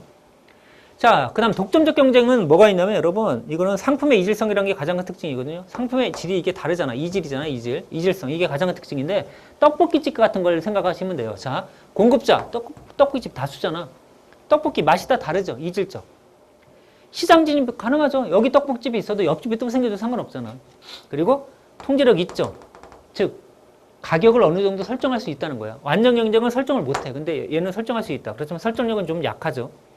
주유소라든가 여러분 정유산업을 하는 거는 과점인데 주유소들 있잖아. 주유소는 독점적 경쟁이에요.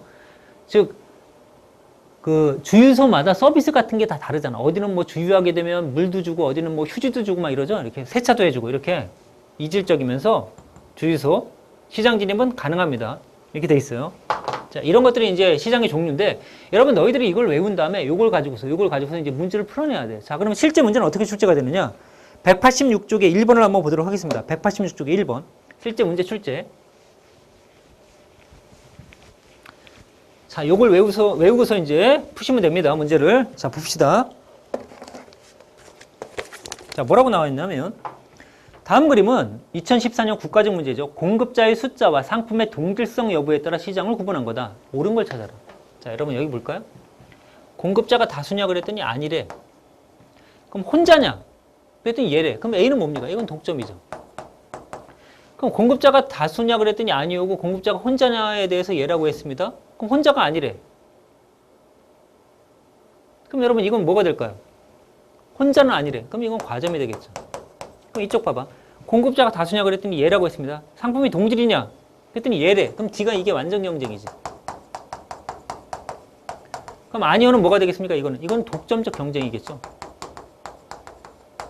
이렇게 되어 있는 거야. 됐죠? A, B, C, D 나왔잖아요. 자, 그럼 풀어보겠습니다. 1번부터. A시장, 독점에서는 담합이나 카르텔. 여러분, 담합이나 카르텔은 어디서 많이 하냐면 과점이야, 과점. 담합이나 카르텔은 과점. 자, 1번 틀렸죠? 여러분들이 볼 때 무슨 이동통신업체나 이런 데들 담합하고 카르텔 형성하고 막 이러잖아요. 그치? 과점에서 특징이고요. 자, 동그라미 2번. B시장에서는, B는 어디 있습니까? 여기죠, 과점. 대체제가 존재하지 않는다. 대체제가 없는 거는 여러분 독점이 없죠. 자, 2번 틀렸고요. 자, 3번. C보다는 C가 독점적 경쟁보다는 완전 경쟁이 효율적이다. 그렇죠. 이게 가장 이상적인 자원의 효율적 배분이 일어나는 시장이죠. 3번 맞고요. 자, 4번. D에서는 D가 어디 있습니까? 여기 있죠. 완전 경쟁에서는 개별 공급자가 가격에 영향을 미친다. 여러분, 개별 공급자가 가격에 영향을 미칠 때를 우리가 프라이스 메이커라 부르는데 그 가격 설정력이 가장 센 데가 독점. 그리고 가격을 수용하는 데가 내가 완전 경쟁이라 했잖아요. 그러니까 4번 틀렸죠. 정답은 3번밖에 안 됩니다. 자, 그 다음에 이제 시장의 실패를 좀 볼 차례인데요. 여러분, 시장의 실패.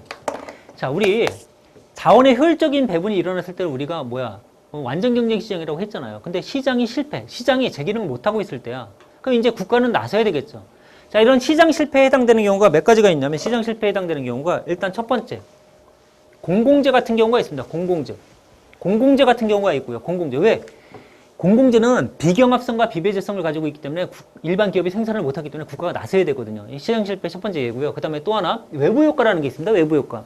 외부 효과는 이로운 외부 효과와 해로운 외부 효과가 있는데, 자, 이 문제가 지금 외부 효과 문제인데 거기서 잠깐 설명하도록 하고요. 외부 효과.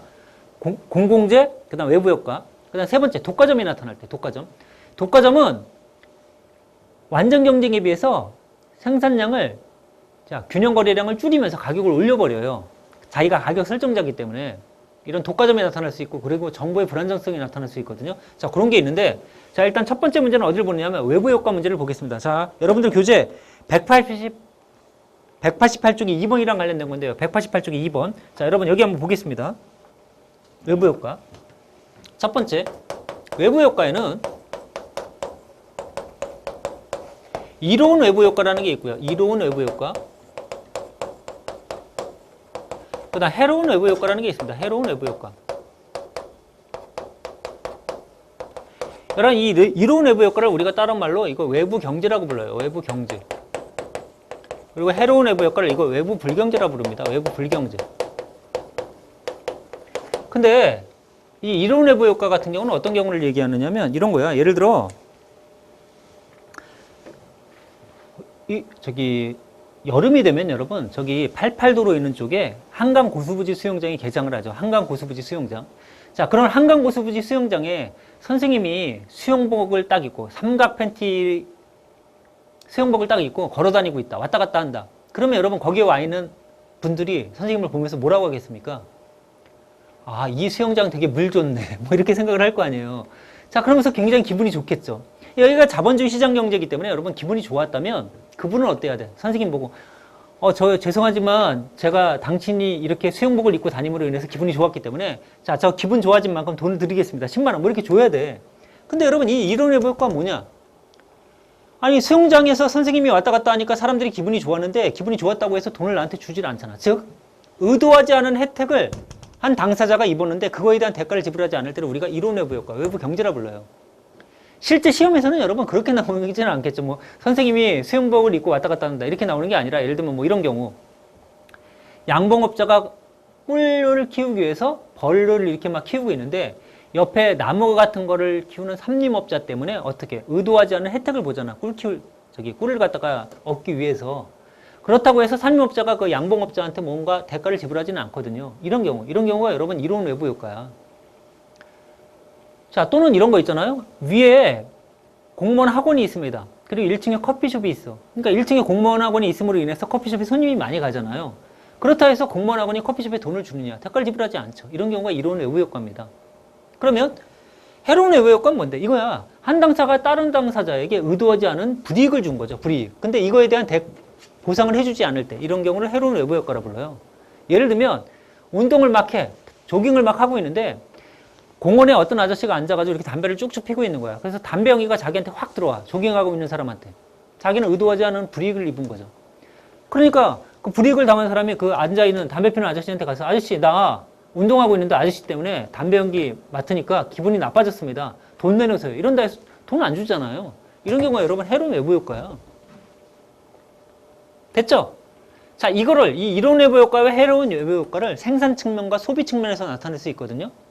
생산 측면은 이런 경우입니다. 예를 들어 어떤 기업이 물건을 생산을 하면서 오염을 막 시킨 거야, 주변을. 그러니까 이건 생산 측면에서 해로운 외부 효과. 그러면 생산 측면에서 이론 외부 효과는 어떤 경우가 있냐? 예를 들면 뭐 국가가 경제 발전을 위해서 뭐 이런 도로나 항만 같은 걸 건설을 해주다 보니까 어떻습니까? 의도하지 않은 혜택을, 도로나 항만을 이용하는 사람들은 혜택을 입었잖아요. 이런 경우. 그 다음에 해로운 외부 효과의 생산 측면을 보게 되면, 아까 전에 해로운 외부 효과의 생산 측면을 봤고요. 그 다음 이론 외부 효과의 생산 측면 봤죠. 그럼 소비 측면을 보자. 이론 외부 효과의 소비 측면은 이런 거죠. 여러분들이 공무원을 강의를 수강을 했잖아요. 공무원을 수강하는 거, 이거 소비잖아요, 소비. 근데 여러분들이 공무원 강의를 수강함으로 인해서 막 공부를 할 거 아니야. 그 공부한 게 너희들의 이득만이 있는 게 아니라 사회적으로 볼 때는 더 큰 이득이 있다는 거죠. 이런 경우가 이론 외부 효과예요, 소비 측면에서. 해로운 외부 효과, 소비 측면에서는 그런 거죠. 뭐 담배 피는 아저씨가 자기가 담배를 소비하고 있잖아. 그럼으로 인해서 주변 사람들이 기분이 나쁠 때 이런 경우가 소비 측면에서 해로운 외부 효과 이렇게 돼 있거든요. 자, 그럼 여러분 이 그림을 보세요. 그림을 봐봐. 자, 이 첫 번째 그림은 뭐냐? 여기 보면 사회적인 수요 곡선, 편익 곡선이 있고 사적인 편익 곡선이 있습니다. 그런데 사적으로 됐을 때 이 사적인 공급량 있죠? 여기 보세요. 균형이 여기 있죠? 자, 균형 거래량이 이만큼이야. 근데 사회적으로 바람직한 건 여기잖아. 그럼 이건 과대야 가소야? 가소잖아, 가소. 사회가 필요한 것보다 지금 과소로 어때? 생산이 되고 있어. 지금 소비가 지금 되고 있는 거야, 소비가. 사회가 바람직하다고 생각하는 것보다 적게 지금 예를 들어 공급이 되고 있다고 한다면 국가 입장에서는 이거는 바람직한 것까지 공급량을 늘려줘야 되잖아요. 그러니까 어떻게 해야 돼? 보조금을 줘서 여러분 공급을 늘리게 하겠다는 거야. 이렇게 옆으로 이동하게. 이만큼의 보조금을 줘갖고 이동을 시키는 거야. 그래서 바람직한 공급량이 될 수 있게끔 해주는 거죠. 그럼 반대로 이런 경우 이런 그림을 보면 여러분 이런 그림을 보면 여기는 개인이 부담하는 비용은 지금 요만큼이에요. 개인이 부담하는 비용은 이만큼인데 사회가 부담하는 비용은 이렇게 크거든요. 그러니까 바람직한 공급량은 여기입니다. 여기. 그런데 실제로 공급된 건 훨씬 더 많이 공급이 돼 있어. 지금 과다 공급이죠. 그러면 여러분 이 공급을 어떻게 줄여야 될 거 아니에요. 그러니까 이만큼의 뭘 부담시키라는 거니? 세금을 부담을 시켜서 비용을 많이 부담하게끔 해버리면 여러분 어떻습니까? 공급량이 줄 거 아니에요. 자, 이런 경우는 이롭다 해롭다. 이건 해로운 경우죠. 해로운 경우. 자, 이렇게 이로운 경우와 해로운 경우, 그 다음에 생산 측면과 소비 측면 이렇게 두 가지로 다 나타낼 수 있다는 거. 자, 그럼 문제는 실제로 어떻게 출제가 되느냐? 188쪽에 2번입니다. 국가직. 2013년 국가직 188쪽에 2번. 자, 한번 보죠. 자, 여기 뭐라고 되어 있냐면, 자, 봅시다. 흡연은 본인의 건강뿐만 아니라 주위의 비흡연자들의 건강에도 나쁜 영향을 미친다. 즉, 흡연하시는 분, 소비 측면에서 해로운 외부 효과죠. 소비 측에서 해로운 외부 효과, 외부 불경제죠. 나, 기초과학을 연구하고 있는 거, 이거는 각종 산업에 필요한 지식을 제공해 경제 성장에 기여한다. 이거는 여러분 생산 측면에서 이로운 외부 효과죠. 이거는 소비 측면에서 해로운 외부 효과. 이건 생산 측면에서 이로운 외부 효과. 이렇게 되어 있네요. 자, 그러면 그림을 찾아봅시다. 자, 이 그림인데 소비 측에서 해로운 외부 효과. 그럼 여러분 시행 전에 비해서 시행 후에 소비가 어때? 늘어야 돼? 줄어야 돼? 줄어야죠. 소비가 줄어야 돼. 이거 해로운 거니까 소비가 줄는 거. 이 기억이네요. 여기는 생산 측면에서 이로운 거니까 시행 후에 생산을 늘려야 될 거 아니야. 공급을 늘려야 되니까 이거죠. 기억하고 리을 이렇게 나오겠네. 자, 따라서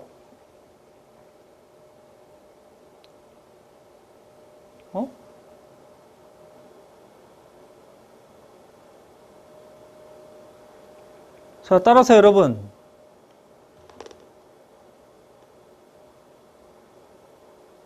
정답은 몇 번입니까? 기억하고 리을입니까? 2번이죠. 그렇죠. 2번. 기억하고 리을. 2번이 정답이죠.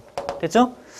자, 여기 여러분 외부 효과랑 관련된 문제고요. 그 다음에 또 하나 이제 뭐냐면 공공재를 좀 보도록 하겠습니다. 공공재. 자, 봅시다. 공공재. 자, 공공재는 우리가 저번 시간에 한번 했는데요. 공공재. 자, 공공재는 저번 시간에 뭐라고 했냐면 여러분 비경합성과 비배제성을 가져야 된다 했습니다. 비경합성과 비배제성.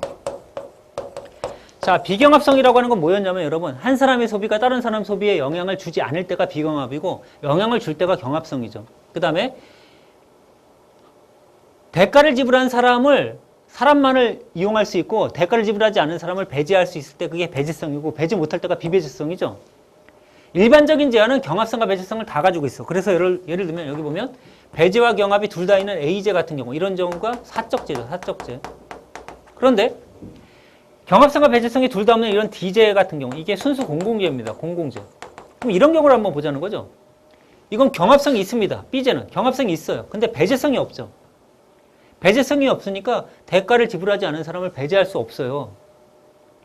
그런데 한 사람의 소비가 다른 사람 소비에 영향을 줘. 그러면 이런 B제 같은 경우가 뭐가 있냐? 이게 바로 한강에 있는 물고기 같은 게 그렇습니다. 한강에 있는 물고기.